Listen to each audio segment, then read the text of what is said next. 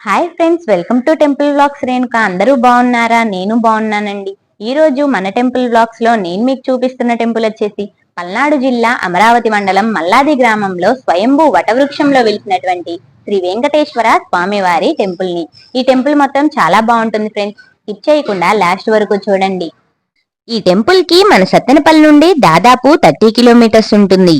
Sattenapalli to Abburu, ఫణిధరం, Batluru, గుజ్జర్లపుడి, Garapadu, Hussain నగరం, అత్తలూరు ఊర్ల నుంచి వెళ్తే దగ్గరగా ఉంటుంది. ఈ టెంపుల్ మొత్తం చాలా బాగుంటుంది ఫ్రెండ్స్. వీడియోని స్కిప్ చేయకుండా లాస్ట్ వరకు చూడండి. మీలో ఎవరైనా ఫస్ట్ టైం మన ఛానల్ ని చూస్తున్నట్టయితే వెంటనే సబ్స్క్రైబ్ చేసుకోండి. అప్పుడే నేను పెట్టే ప్రతి వీడియో నోటిఫికేషన్ మీకు కూడా వస్తుంది. ఈ మల్లాది గ్రామంలో వెంకటేశ్వర స్వామి వారు స్వయంభూ వటవృక్షంలో వెలిశారు. ఇంతకీ వటవృక్షం అంటే ఏంటి అంటే పెద్ద పెద్ద ఊడలు కలిగినటువంటి మర్రి చెట్టు.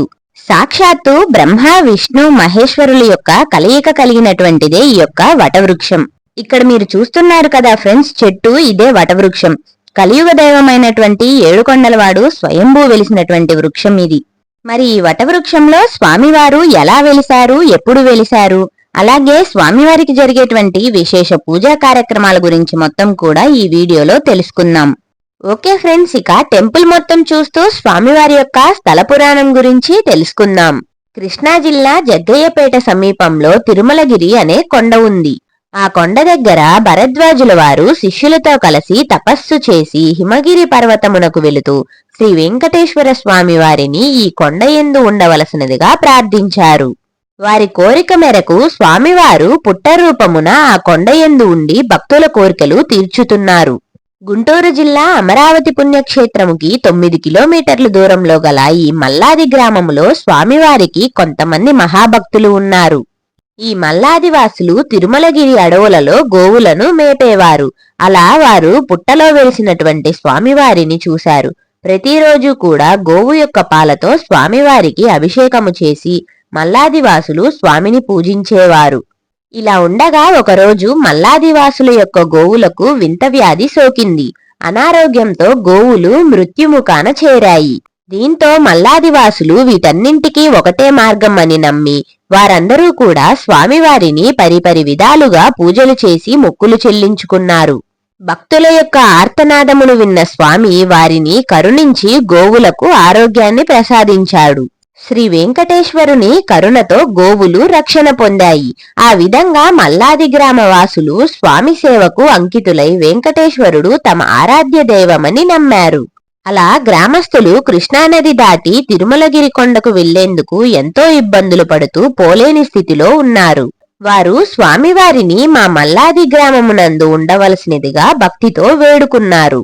అందుకు స్వామివారు వారి భక్తికి మెచ్చి గ్రామమునందు 2 ఫర్లాంగుల దూరమున అమరావతి నుండి క్రోసూరు వెళ్లే రోడ్డు పక్కన పూర్వము బొల్లయ్య అను ఒక మహాభక్తుడు నాటినటువంటి మర్రి చెట్టులో స్వామివారు ప్రవేశించారు. గ్రామస్తులకు స్వామివారు అందులో ఉన్నానని తెలియజేయటానికి 1976వ సంవత్సరంలో వచ్చిన తుఫానుకు ఈ వృక్షము పడిపోయింది. ఈ చెట్టు నాటిన భక్తుడు చాలా బాధపడ్డాడు. నేలకి ఒరిగిన వృక్షాన్ని R&B వారు చెట్టును పాటకు పెట్టి అమ్మారు. ఈ చెట్టు కొట్టుటకు పాడుకున్న వారు సగం పైగా నరికారు. మిగిలిన భాగమును గొడ్డళ్ళు, రంపములతో ఎంత నరికినా గాని విరగలేదు. ఆ చెట్టు విరగకపోవడంతో వాళ్ళు ఆ సగభాగం వదిలి వెళ్లిపోయారు. తరువాత 1977 జనవరి 22వ తేదీన మధ్యాహ్నం సుమారు 12 గంటల సమయంలో చెట్టు పైకి లేస్తుండగా ఒక గ్రామస్తుడు చూసి భయపడి పరిగెత్తాడు. వెంటనే గ్రామములో కొంతమంది పిల్లలకి గుణాచారులకు స్వామివారు వంటి మీదకి వచ్చి, నేను శ్రీ వెంకటేశ్వర స్వామివారిని, తిరుమల కొండ నుండి నేను ఈ చెట్టు యందు ఉన్నాను. ఈ వృక్షాన్ని పడవేసింది అలాగే లేపినది నేనే అని చెప్పగా గ్రామస్తులందరూ వచ్చి ఆ స్వామివారిని దర్శించుకున్నారు. ఇలా శ్రీ వటవృక్ష వెంకటేశ్వర స్వామివారు ఈ మల్లాది గ్రామంలో స్వయంభూ వెలిశారు. అప్పట్నుంచి శ్రీవారి కళ్యాణ మహోత్సవము, తిరునాళ్ల మహోత్సవము జరుపుతున్నారు. తరువాత సత్తెనపల్లి వాస్తవ్యులు, వితరణశీలి, దానకర్ణులు, ప్రముఖ వ్యాపారవేత్త, కీర్తిశేషులు శ్రీ బుల్లి కోటయ్య గారు మరియు వారి అల్లుడు శ్రీ ఏలూరి పార్థసారథి మరియు ఇతర దాతల సహాయ సహకారములతో స్వామివారికి విగ్రహం ప్రతిష్ఠించాలని అనుకున్నారు. ఎందుకంటే స్వామివారు అలంకార ప్రియుడు కనుక విగ్రహ రూపంలో ఉంటే ఇంకా బాగుంటుందని విశాలమైన ఆలయం శిల్పకళా నైపుణ్యంతో ఎంతో అందంగా ఆలయం నిర్మించారు. ప్రస్తుతం ఏలూరి పార్థసారథి గారి ధర్మపత్ని ఏలూరి మంగాయమ్మ గారు వారి కుమారులు నిర్వహణలో ఈ స్వామివారి దివ్య ఆశీస్సులతో ఆలయం దినదినాభివృద్ధి చెందుతూ ఉంది. విన్నారు కదా ఫ్రెండ్స్, స్వామివారు ఈ మల్లాది గ్రామంలో స్వయంభూ ఎలా వెలిశారో. మరి ఇక ఇప్పుడు ఆలయంలో విగ్రహ రూపంలో ఉన్నటువంటి స్వామివారిని దర్శించుకుందాం. అలాగే స్వామివారి టెంపుల్ మొత్తం చూస్తూ స్వామివారికి జరిగేటువంటి విశేష పూజా కార్యక్రమాల గురించి తెలుసుకుందాం. ఈ టెంపుల్లో ప్రత్యేకంగా స్వామివారికి ప్రతి శనివారం కళ్యాణ మహోత్సవం జరుగుతుంది. స్వామివారి కళ్యాణాన్ని కనులారా వీక్షించేందుకు ఎంతో మంది భక్తులు ఆలయానికి తరలివస్తారు. ఇప్పుడు మీరు చూస్తున్నది స్వామివారి కళ్యాణ మహోత్సవం ఫ్రెండ్స్. స్కిప్ చేయకుండా లాస్ట్ వరకు చూడండి.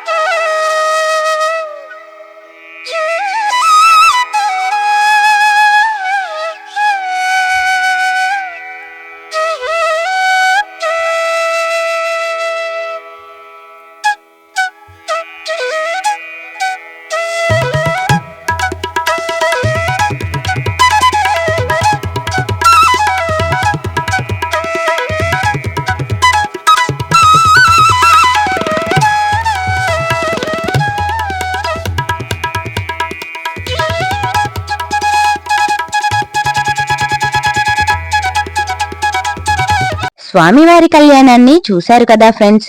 ఇక ఇప్పుడు ఆలయంలో స్వామివారికి జరిగేటువంటి విశేష పూజా కార్యక్రమాల గురించి తెలుసుకుందాం.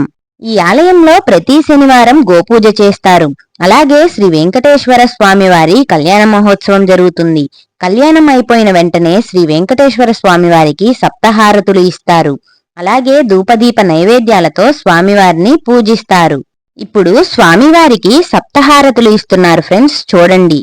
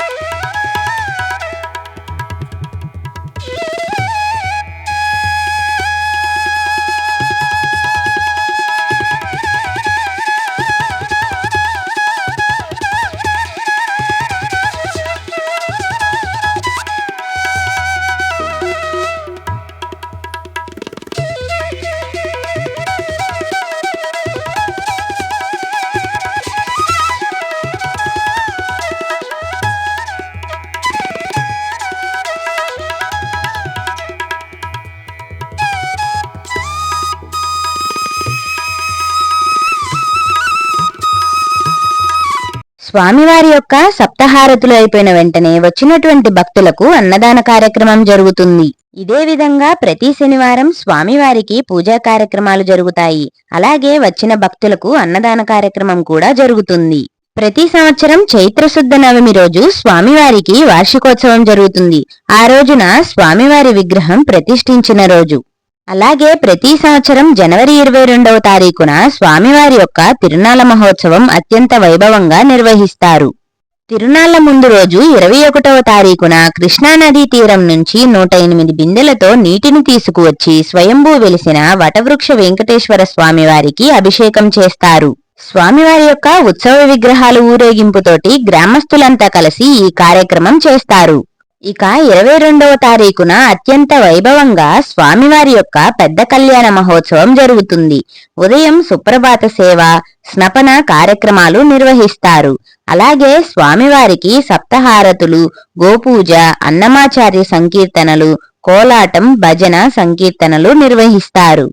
ఆ రోజు కొన్ని వేల మందికి అన్నదాన కార్యక్రమం చేస్తారు. ఇక సాయంత్రం సాంఘిక నాటకాలు నిర్వహిస్తారు. ఈ తిరునాళ్ల మహోత్సవంలో వేలాది మంది భక్తులు పాల్గొని స్వామివారి కృపకి పాత్రులవుతారు. స్వామివారిని దర్శించుకునేందుకు చుట్టుపక్కల గ్రామాల నుంచి కూడా భక్తులు తరలివస్తారు. అలాగే ఆలయంలో ప్రతి ఆదివారము కూడా శ్రీ లక్ష్మీ సుదర్శన హోమాలు జరుగుతాయి. ప్రతి నెల శ్రవణ నక్షత్రం రోజున స్వయంభూ వెలిసినటువంటి వటవృక్ష వెంకటేశ్వర స్వామి వారికి అమ్మవార్లకి అభిషేకం జరుగుతుంది. ఇక ధనుర్మాసం నెల రోజులు స్వామివారికి పూజలు నిర్వహిస్తారు. అలాగే అఖండ జ్యోతిని వెలిగిస్తారు. వైకుంఠ ఏకాదశి రోజున స్వామివారి యొక్క ఉత్తర ద్వార దర్శనం ఉంటుంది. ఇక శ్రావణ మాసంలో విశేషంగా 4 శుక్రవారాలు కూడా అమ్మవార్లకి కుంకుమ పూజలు జరుగుతాయి. అలాగే పద్మావతి అమ్మవారికి, ఆండాల అమ్మవారికి అఖండ జ్యోతి వెలిగిస్తారు. దసరా పండుగ, దేవీ నవరాత్రులకు 10 రోజులు కూడా అమ్మవార్లకు వివిధ రకాల అలంకారాలు, విశేష పూజలు నిర్వహిస్తారు. కార్తీక మాసం నెల రోజులు కూడా స్వామివారికి నిత్య పూజలు జరుగుతాయి. అలాగే ఆవు నెయ్యితో అఖండ జ్యోతిని వెలిగిస్తారు. ప్రతి సంవత్సరం విశేషంగా జ్యేష్ఠమాస పౌర్ణమికి వటసావిత్రి వ్రతం జరుగుతుంది. ప్రతి శుక్రవారం వటవృక్షం వద్ద శ్రీదేవి భూదేవి సమేత శ్రీ వెంకటేశ్వర స్వామివారికి అభిషేకం చేస్తారు. ఇవే ఫ్రెండ్స్ ఈ ఆలయంలో స్వామివారికి జరిగేటువంటి విశేష పూజా కార్యక్రమాలు. స్వామివారి సన్నిధిలో వివాహాది శుభకార్యాలు, అన్నప్రసన్న వంటి వివిధ శుభకార్యాలు జరుగుతాయి. అలాగే స్వామివారికి మొక్కుబడులు చెల్లించుకునేందుకు, పొంగళ్లు పెట్టడానికి, తలనీలాలు సమర్పించడానికి అన్ని సౌకర్యాలు ఈ ఆలయంలో ఉన్నాయి. అలాగే ఆలయం వెనక భాగంలో ఆంజనేయ స్వామివారు మనకి దర్శనమిస్తారు. పక్కనే నవగ్రహ మండపం కూడా ఉంటుంది. ఈ ఆలయంలో ఉన్న మరొక విశేషం ఏంటంటే ఆలయం వెనక భాగంలో పావెకరం తులసీవనం ఉంది. అందులో శ్రీకృష్ణుడి విగ్రహం ఉంది. శ్రీకృష్ణాష్టమికి స్వామివారికి విశేష పూజలు జరుగుతాయి. విశేషం ఏంటంటే ఈ తులసీవనంలో ఉన్నటువంటి తులసిని మాలలు కట్టి శ్రీ వెంకటేశ్వర స్వామివారికి అలంకరిస్తారు. ఈ రోజు మన టెంపుల్ బ్లాగ్స్ లో నేను మీకు చూపిస్తున్న టెంపుల్ వచ్చేసి పల్నాడు జిల్లా అమరావతి మండలం మల్లాది గ్రామంలో స్వయంభూ అయినటువంటి శ్రీ వెంకటేశ్వర స్వామివారి టెంపుల్ గురించి తెలుసుకుందాం.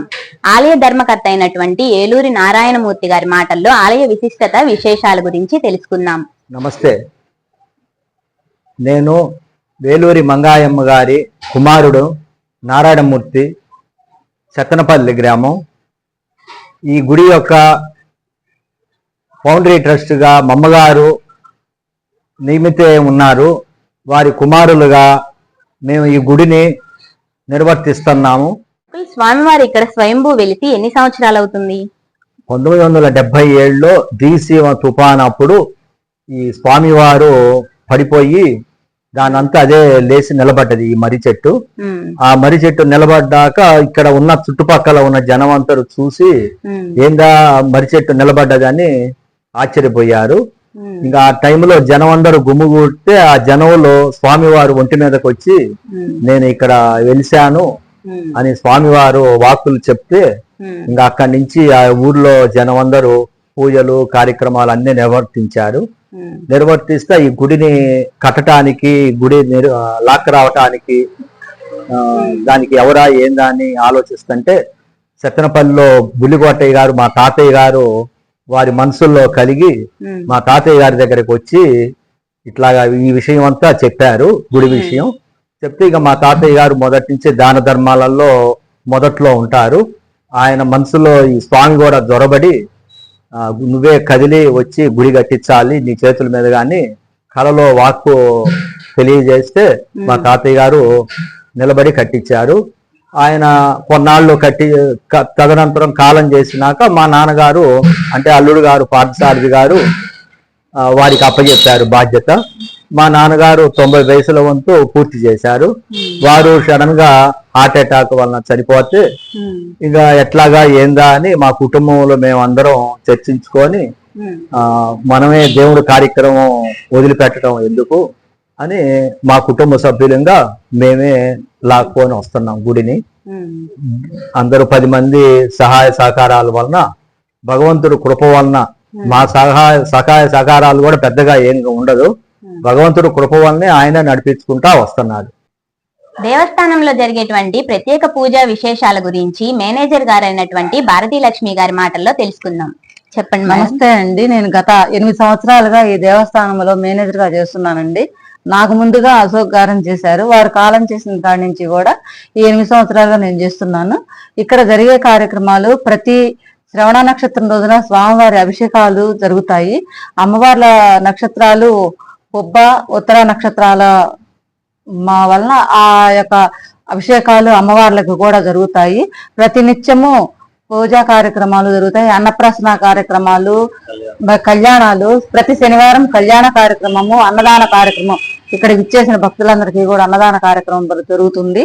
మరియు ఇక్కడ జరిగే ప్రతి ఒక్క భక్తులు కూడా ఇక్కడ వాళ్ళ యొక్క మొక్కులు చెల్లించుకొని సంతాన ప్రాప్తి కోసం గాని అన్నప్రాసన కార్యక్రమాలు, పుట్టు వెంట్రుకలు, పొంగళ్ళు నిత్యము చేసుకుంటూనే ఉంటారండి ఇక్కడ కార్యక్రమాలు.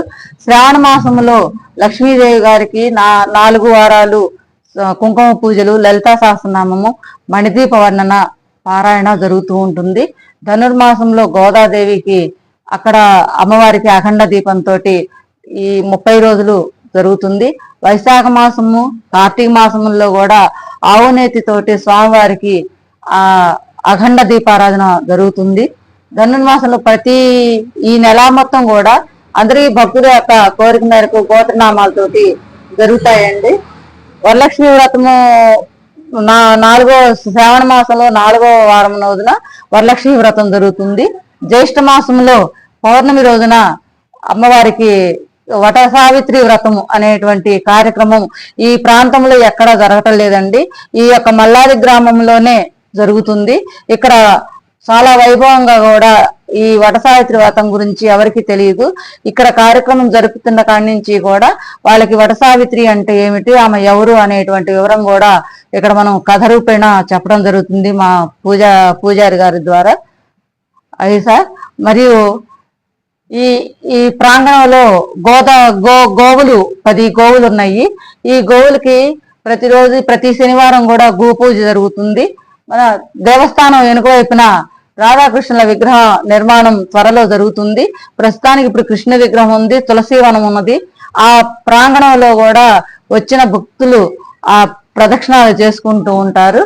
ఇక్కడ చాలా విరివిగా జరుగుతాయి. జనవరి 22వ తారీఖున స్వామివారు స్వయంభూగా వెలిసిన రోజండి. అంతకుముందు నవంబర్ 26వ తారీఖున స్వామివారి 76వ సంవత్సరంలో నవంబర్లో స్వామివారు మర్రి చెట్టు పడిపోయింది. అది ఆర్పింది వాళ్ళకి అమ్మటం జరిగింది వేలంపాటకి.